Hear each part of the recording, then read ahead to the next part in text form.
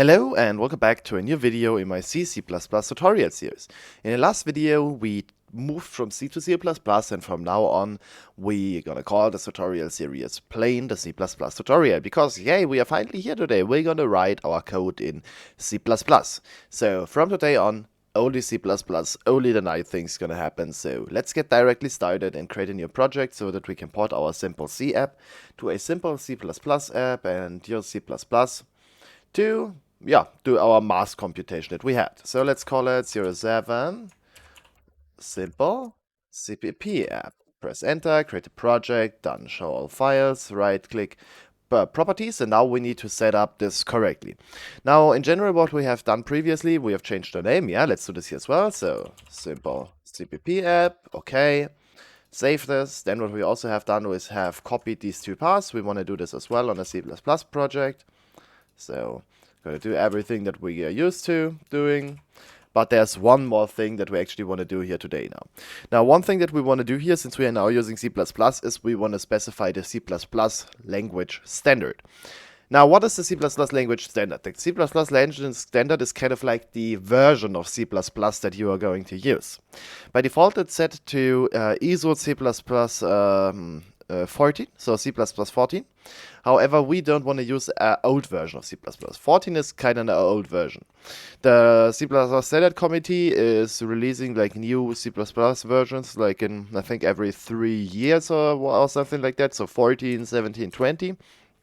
And what we want to do is we want to, of course, use the latest one. Actually, I think C++ 20 isn't there like for like 2 years. It's not really years, but I think it's like the goal was like, I know what the numbers really mean, but 14, 17, 20, even to 20 didn't come out 2020, maybe the final working draft, but it took some time until it like all propagated.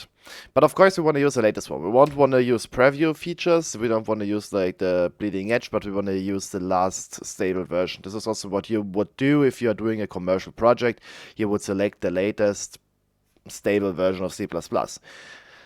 Except if you're having some legacy code. If you're having some legacy code that you want to use as well, and this doesn't work for CPP20, then sometimes people are also back on like older languages. But in our case, we're going to use C++20. And again, all configurations and all platforms follow these settings. Hit apply and OK, and now our project is ready to be used and ready to be coded in C++. Now let's add a new item on here. This new item is going to be a CPP file, and now it's going to be the first time where we don't delete that CPP and replace it with a C. We're going to keep the C. pp. So main.cpp C++ file. And now this is the only thing that we need to do to tell the compiler that we want to use C++. Now let's get started by writing our simple C app. So we're just gonna write some code that worked on C. So hashtag include stdio.h int main, and then let's do our printf here. Printf. So there we go. Printf, and then we write hello world. So hello world. Now let's set this here as the startup project, and let's try to run it and see if it works. And actually it works.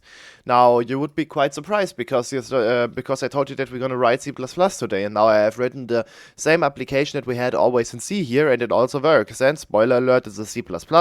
But it still works like C works. So C++ tries to be as compatible to C as possible, with a few exceptions. Like if you are having written your C code in like a good practice way, then your C code is gonna 100% work on C++. If you not have written it in a convenient way, then there might be features that are not available. So for example, if you have used printf without including it, so if you would have removed the include and said, yeah, the compiler is going to assume that the function exists, and then I'm linking with the standard library anyway, so it works. On C, basically, this code worked. On C, we wouldn't need to include because it would just assume that the function is called printf, and it uses like one, like a constant char pointer. This might have worked on several C compilers, but on C++ it does not work. C++ really, as you can see, really needs the definition of that function. And this is like the main difference. But if you have used a good practice and you always use your includes, then your C code is gonna straight away work on C++ as well. Now, is it the right way to use C from C++? No, of course it's not. There are better ways to use it. There's one simple rule on C++, and the simple rule is everything that comes from the standard library does not include the .h. So every include for the standard library, so all the features that are there from the language standard library, are not followed by a .h. However, as you can see, if I try this, if I just try to include stdio.h, it cannot open the include and the printf is not going to work. So what's the problem here? Well, the problem is that actually the C standard library is available in C++.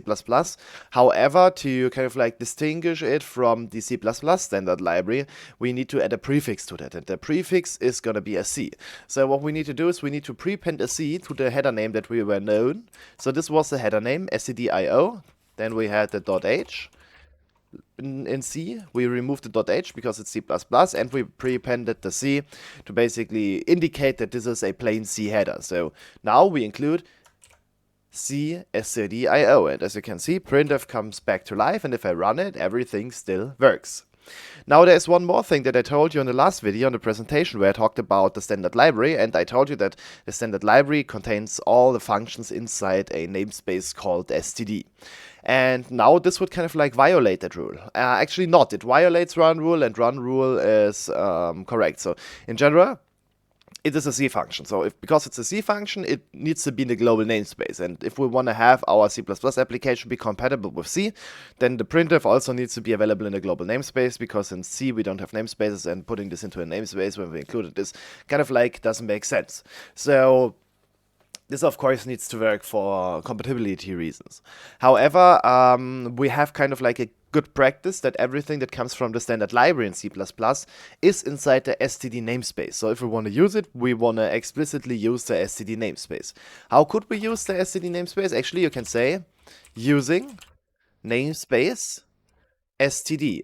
If I would write that, this would allow us to use all the C++ standard library features without always explicitly telling in the code that you want to use the namespace std. So normally, if you want to use something from the standard standard library, you always have to write std and then the name of the function, the name of the class, the name of the object, whatever. So you always need to prepend std. And by adding using namespace std, you're gonna omit this. So you're always gonna use the standard library features without explicitly telling this. However, this is not good practice, and we're not gonna use it in this tutorial series. I just want to show this to you because many tutorials teach it with using std, namespace std, but I don't want to use it. Now, if we want to use the namespace std, what do we need to write? Well, we need to write std, because this is the name of the namespace that we want to use. Now, we want to go actually inside of std. So in directories, you would have added a slash. However, the slash is not available in C++ because we divide with the slash. So we need a different way to state this. And the way to state that we want to go inside the namespace, kind of like inside the directory of names. In C++, we're going to write 2 double points. And 2 double points basically mean, hey, go inside of std.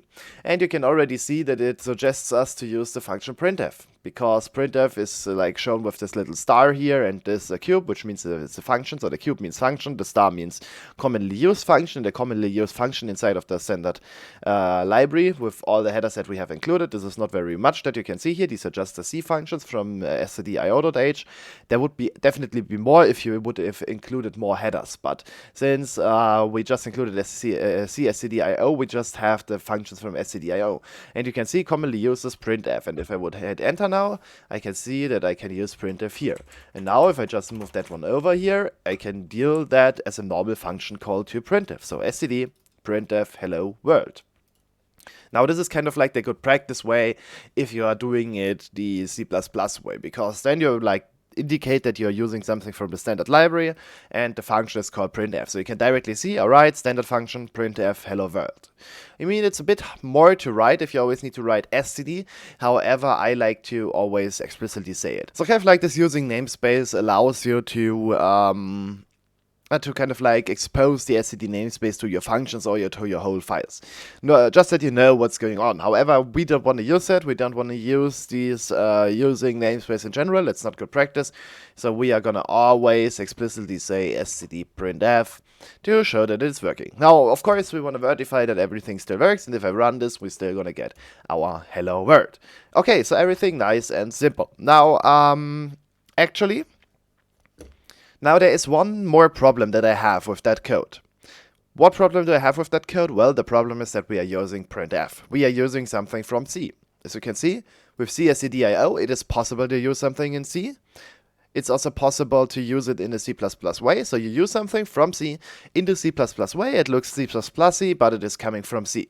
And in general, what you want to do in C++ is you want to avoid stuff from C++, especially when it comes to printing, creating threads, and stuff like that. But if you are doing simple math stuff, you can just use the C function as well.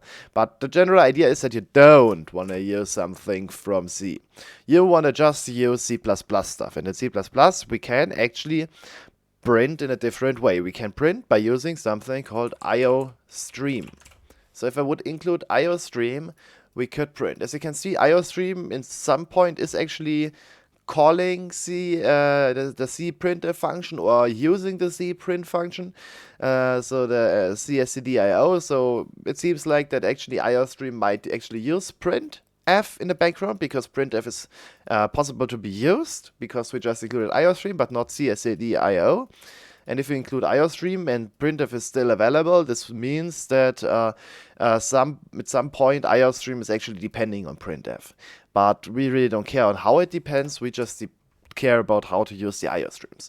Now, IOStream has two so-called streams, the stdcout and the stdcin. So these are the two main objects provided by IOStream. We haven't talked about objects and classes and stuff like that. However, we need to a bit understand the concept here. So basically what they are exposing is they are exposing like two instances of an IOStream. One IOStream is called cout and the other one is called cin. Now, cout stands for ConsoleOut and cin stands for ConsoleIn. Now, these two kind of like objects, these are like instances of a special class, of a kind of like of a collection of data and functions that is living somewhere. And what we can do is we can use this stdcout to write to the console, stdcin to read from the console. Now, how do you write to that console? Well, you are going to use these double brackets to the left. So this kind of like bit shift operator, it's called.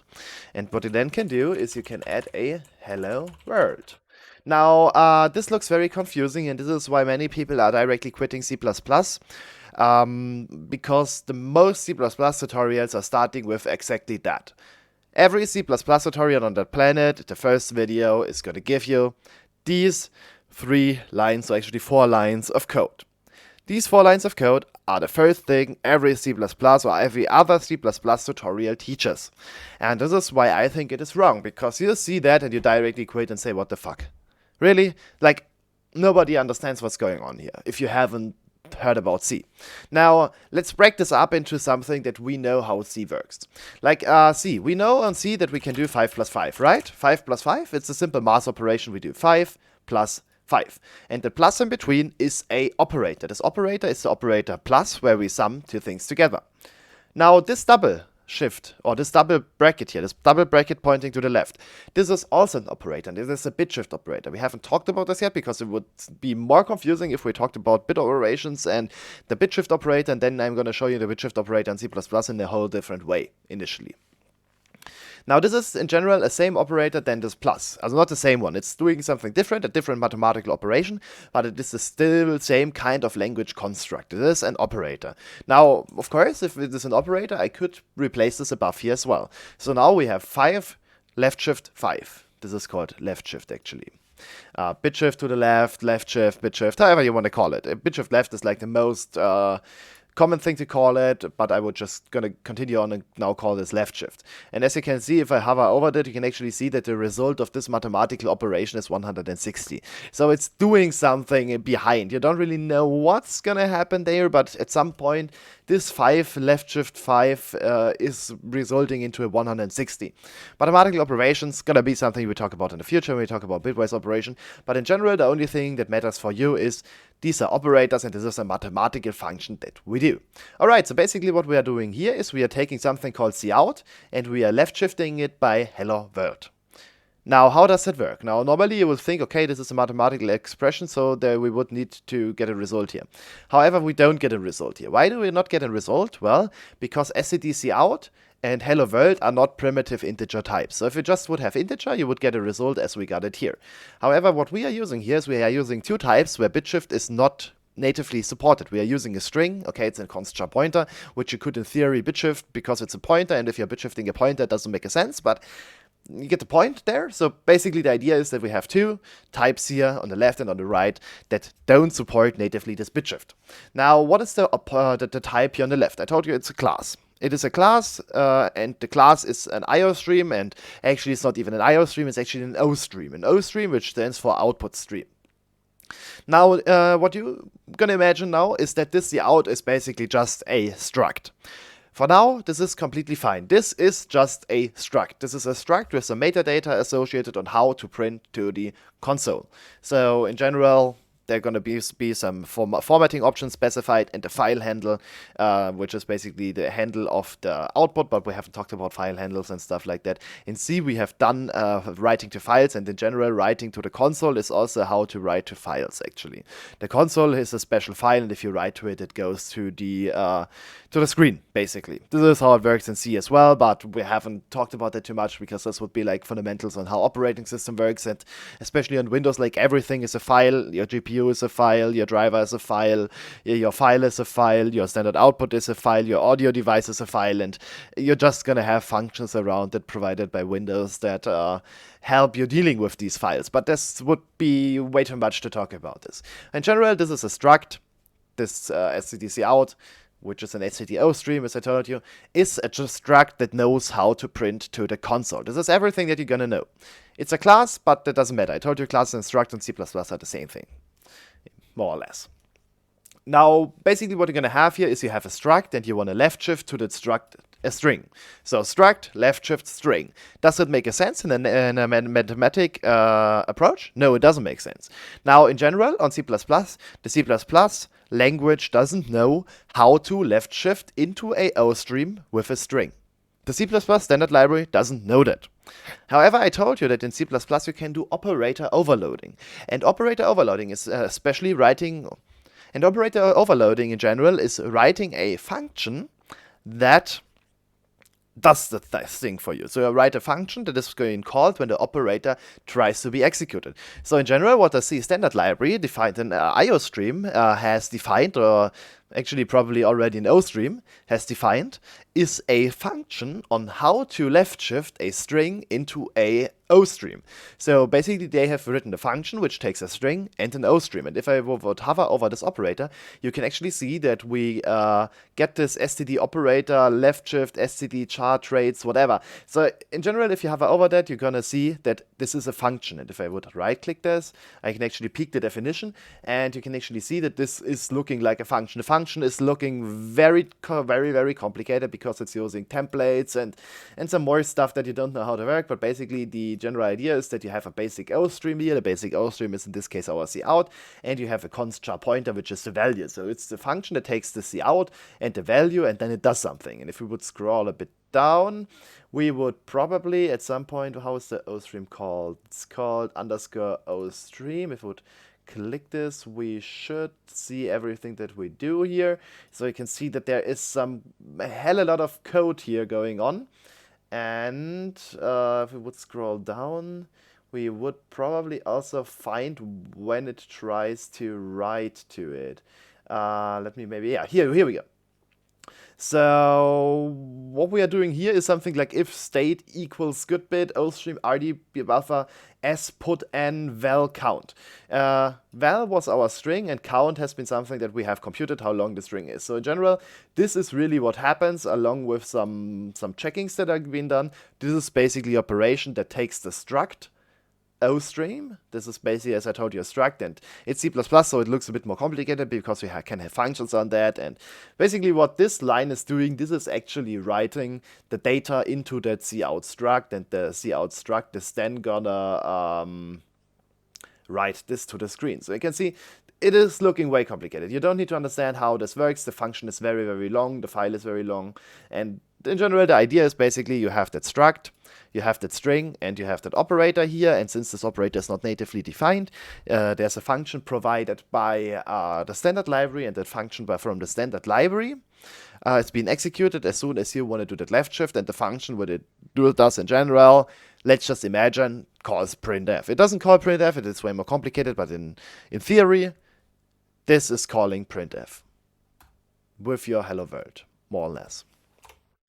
So really, again, you don't need to understand how all this works. Just the idea behind of it is that this is a function that is being executed, and this is going to write hello world to the screen. As simple as that. So left shift, it's just used out of curiosity. They could also come up and use the plus operator, but they haven't used it. They have used left shift because it looks like a an arrow to the left, and you want to take the hello world and put it into the cout. So cout is kind of like the struct, and you want to put hello world in it. So this is in general how the idea is behind it. This also works in a different way. You can also read from the console. How would I be able to read from the console? Well, let's say enter the starting value. So I want to enter a starting value, and now I want to read the starting value. What is the starting value? It shall be an insert into tx. And of course, if we use that, we should be including it by good practice. Previously, we used stdint.h, but I told you that we don't add d.h, but prepend ac. So cstdint, and cstdint is certainly fine to use from C++ because it's just defining the integer type. So yeah, as simple as that. So stdcout is outputting a text, enter the starting value, and now we want to input a text, and I told you that we have this other thing called stdcin, and now we want to input something. Does it work like that as well? No, it does not work like that, because the cin is a so-called IOStream. It is an input stream, while cout is an output stream. The output stream was taking something and putting it to the left inside of cout. However, now we want to use cin and put it into the x, so it's kind of like the different way. So we're going to use the shift operator in the different way, in the other way around, and now you can see that we don't get red underlines, that it seems to work. And if I would hover over that, you would also see that there is a function for that. And if I would open this up, you can also see that there is some code going on here, common, exact, with, number, get, and I had a lot of stuff that we really don't care what's going on here. But the idea is in general here that you are able to read into that x value. So yeah, it's in general very, very easy. Just pointing to the left, put it from there to there. Pointing to the right, putting from there to there. So cin to x, text to cout. And if I would try this out, maybe let's add another cout here. We could now say starting at x, something like that. If we would do this like that, we run this application. Let's see what we can do. Enter the starting value. I'm going to enter 10. I'm going to press enter, starting at 10. So I can actually see it still works like expected. It's not using like scanf, printf. It's just using these streams, which would look very nice. And actually what I've already done here, what you have not understood, I have used multiple of these shift operators here. So I can chain them together as long as I want. And I could put every type in here. If I would hover over that, you can see, hover over that, you can see that there's also a IOStream operator defined which takes an integer. And if I would peek into that, we would again see some code that we don't understand, and this code is probably gonna convert this into a into a string, and then it's trying to output this. But really don't care what's going on here. The idea is in general that we can use this shift operator as often as we want to output to our cout. So first we take that to cout, and then we take that to the cout. This is basically similar to two calls to a certain function. Two calls, one called print text, one called print in, something like that. And this is all done behind by the language, and we can just use the operator here without any issues to just print it. Now I want to quickly mimic the feature that we had in our simple C app, just in a very small and dirty way. So let's also say enter the iterations. So how many times do you want to print? Let's do another toInt into a variable called count. Let's also create this uInsert into t count. Now I'm going to go and use a uInt because it shall be unsigned, and if I do this, it's also going to do some verification. If I enter a negative value, then we're going to have some invalid data into count, which we could actually check what the invalid value would be, and then we can do additional checkings, but that would be too much for today. So the idea is just that we're just going to echo this out and quickly mimic what we have done in our simple C app. So we're going to start at x, and number of iterations is going to be our count. Okay, so now let's run this again and see what we got. So we want to start at 10 and have 5 iterations. So starting at 10, number of iterations 5. Exactly how we want it. Now, one thing that we don't have done here is I want to add a new line. So a new line, we in C, we would have done it like that, which is totally fine on C++ as well. I can do like 10 and 5 again. You can see that we're getting our new line, so everything still works. However, in C++, we also have a different way to do a new line. We have the way to do an std_endl. Std_endl is something special stored in std, which is gonna call a special endl function with that cout, and this endl function is putting a new line on there, but it's also doing some additional stuff. So in general, if you just want to have a new line, you want to always still use the \n. However, cout, if you're going to cout, std_endl is probably a good choice because it does some synchronization and make sure that the output is actually written, because actually on the console the output might not be written directly straight away. So std_endl is going to make sure that it is written, and it's also quite convenient to just use std_endl. And yeah, it's okay. Endline, it stands for endline, but it's doing a bit more than just ending the line. Now if I would run this again, you would still see that we get a new line if I unselect here by right clicking. So starting at 10, number of iterations 5, okay, still working, that's good. Now let's actually implement the code of that function. So how was the function working? So we had a for loop for int32ti equals 0, I smaller than count, I plus plus, and I think we started at 1 and went until count, so let's maybe do this like that. And now inside of that call, let's actually do an std_cout here, because cout is easy. We can say f from x, and our x is actually the y here. So this is kind of like, no, it's not the I, because the I is just counting, but we need to multiply this with x, so that we start at x, and then we can like increment it. And this is going to be equal to the function result from I times x, and then maybe we want to do we want to add an end line? Yeah, let's maybe add an end line here now. Only thing that's left now is that function f. We haven't written that, so let's write it here. So int32t our function f, int 32tx, that goes into that function. Let's maybe do something like, I know what did we do in our simple C app, so just that we have the same function that. No, I don't want to move that file. So that we just steal how we have done it here. Okay, x times x plus 5 times x plus 5 was the function that we used. So let's use them here as well. And let's see how this works. So we now basically enter our values, we echo this out, what we are doing, and then we are printing our results. Maybe let's format this like that and see how this works. So let's press a 5 and see what it does. Okay, enter the starting value.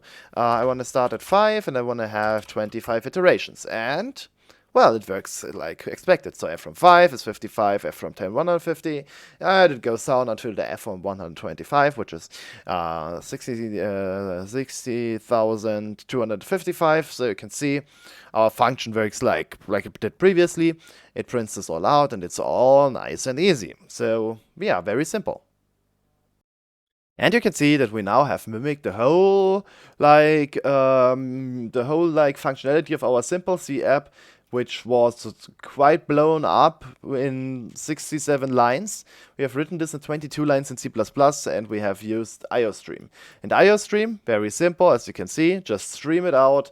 And as you can see, like the syntax is looking very clean, right? You don't need this printf, you don't need formats, you don't need to always write this %i, or was it %f, or was it %c, or was it %s? How was it again? I need to look at the documentation. No, all of that hassle is not there. C++ is just as simple as that. I mean, yeah, especially if you're a beginner, this streams is a really turn off. The stream IO in general, it's a turn-off point. People look at this and they directly quit. When I started programming, I thought, yeah, let's start directly with C++ because I've looked up a few charts on the internet and I was like, yeah, C++ is the most fast and the most nice language, and apparently it can do everything and it's fast. Alright, so let's directly start learning C++. And I bought myself a book back then, and I read the book, and I was already confused by these streaming operators, but I still continued on that, on the stream IO, not the streaming operators, the bit shift operators, but yeah.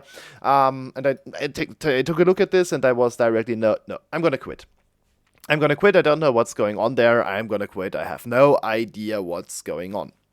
And yeah, this is how it happened for me. And then I really didn't were the big topic of pointers, and I quit it. And later on I came back at C++ and I was like, hey, this isn't that complicated. And I actually watched a good German tutorial back then, but I never was able. I once tried to recommend a colleague of mine a C++ tutorial on German. I mean, not that he really wanted to have it on German. English would be fine, but my tutorial series wasn't there yet. And I tried to find a tutorial with which I learned C++. I wasn't able to find it. That was a really good tutorial, but I think it's offline because I haven't found it yet. But yeah, so as you can see, C++ is not that hard. The only thing that you need to know here, and this is why I have this video so long, because I tried to explain this: a struct, a string, a function that operates with that struct and the string. Just as simple as that. It's not doing something fancy. It's looking fancy and it's looking nice to use. And but in the background, it's just simple code. In the background, everything in C++ is going to be a function call. Even if it looks not like a function call, but in the end, every C++ operation is a function call. That's the end of the video. Thank you for watching. Next time, we're going to start object orientating. Thank you for watching. See you in the next video. Make sure to like and subscribe, and have a nice day. Bye.